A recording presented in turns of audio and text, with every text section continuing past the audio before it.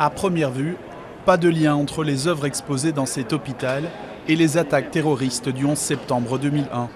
Pourtant, chacune a été réalisée par des survivants traumatisés par ce jour noir. J'essaie vraiment de m'exprimer et de trouver de nouvelles façons de faire sortir des sentiments qu'habituellement je n'ose pas inclure dans mon œuvre, ni même d'en parler. De nombreux patients vivaient ou travaillaient à Manhattan lorsque 2 avions ont percuté les tours jumelles.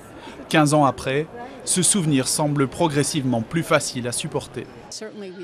Les premiers jours, nous avons vu une imagerie directement liée à l'expérience. Au fil du temps, ça a changé. Le traumatisme est devenu un moyen de résister. Ça a évolué vers des images de nature et beaucoup de couleurs. Les cicatrices mentales guérissent, mais des conséquences physiques peuvent apparaître. L'effondrement des tours a libéré des milliers de tonnes de produits chimiques toxiques, des substances cancérigènes que Scott Mattie a respirées dès son retour au travail à Manhattan, quelques jours après les attaques.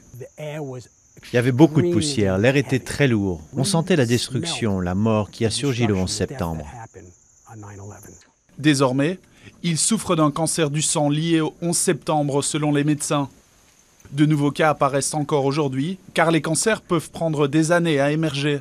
Scott mène un combat contre la maladie et pour l'histoire. J'ai vraiment peur que le 11 septembre soit en train de devenir une note en bas de page dans nos livres d'histoire. Mais ça a encore des conséquences aujourd'hui. Le 11 septembre ne s'est jamais arrêté. Les gens tombent encore malades.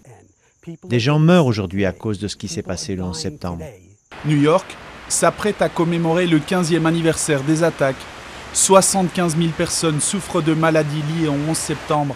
Des survivants qui peuvent compter sur le soutien d'un programme de santé financé pour les 75 prochaines années.